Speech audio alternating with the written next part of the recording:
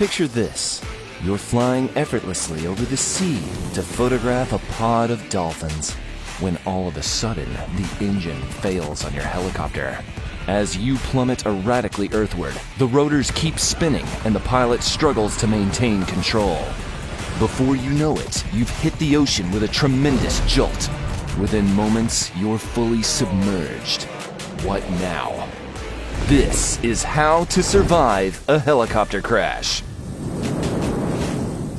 Helicopters have many unique advantages beyond just getting from point A to point B. They can act as ambulances to help ferry injured people to safety. They fight forest fires from the skies. They allow cinematographers to capture incredible aerial shots, and news agencies use them for traffic updates and to keep track of high-speed police chases. But they can also be a sinking death trap. Unlike a plane, if an engine fails on a helicopter, they can't always glide their way to a safe landing, which is why it is imperative as a passenger to know the proper survival techniques in an emergency situation.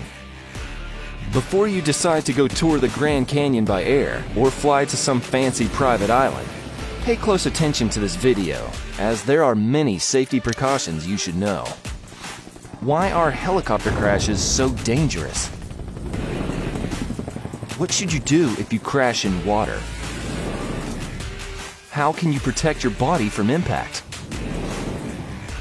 In the words of Arnold Schwarzenegger, let's get to the chopper and find out. Step 1. Train ahead of time. While this video might give you a general overview of what is helpful, please also do yourself a favor and enroll in helicopter survival training. This is especially important if you're planning to fly over water, as an underwater escape from a helicopter can be very challenging. Luckily, there's a hands-on course specifically designed for underwater crash scenarios.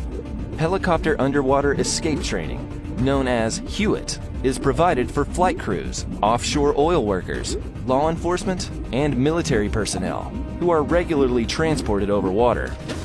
With no wings to help balance the craft, helicopters are prone to roll over quickly and sink rapidly. Training ahead of time has been shown to triple your chance of survival, helping you keep your composure and follow the correct procedures during a crash. Step 2. Memorize where everything is.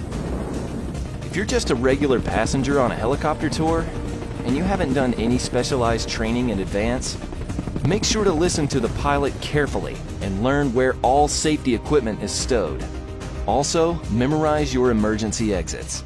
For a water crash, you may lose visibility, become disoriented, and will have to feel your way around. Step 3. Stay calm and brace for impact.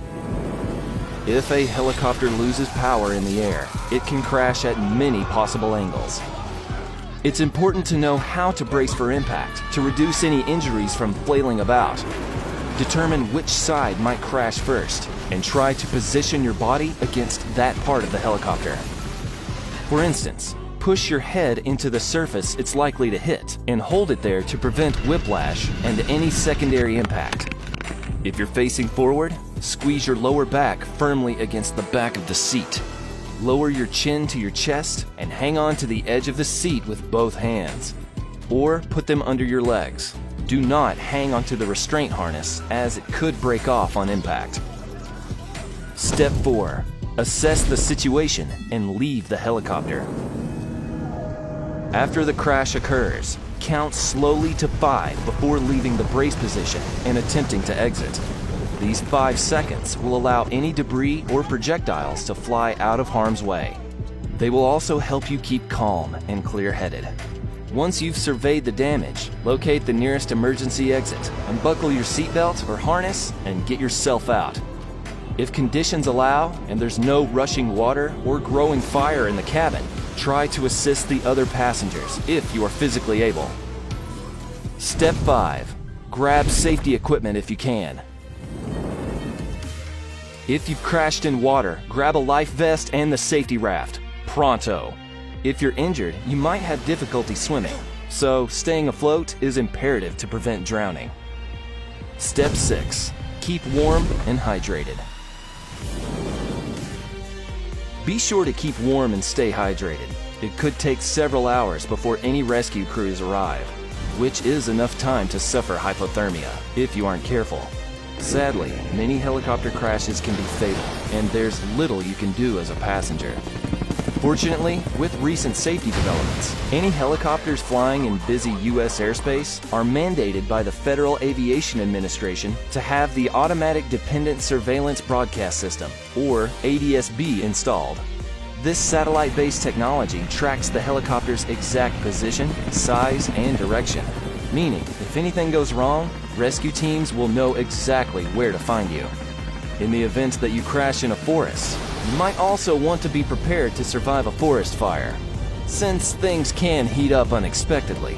Remember, if you want to stay alive, keep watching How to Survive.